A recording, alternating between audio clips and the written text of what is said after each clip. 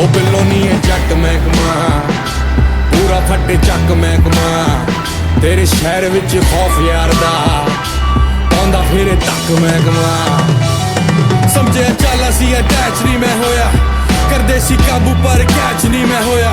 ਉਹੀ ਯਾਰ ਬਸ ਕਰ ਗਏ ਗੱਦਾਰੀ, ਜਿਨ੍ਹਾਂ ਕੋਲੋਂ ਐਨਕੈਸ਼ ਨਹੀਂ ਮੈਂ ਹੋਇਆ।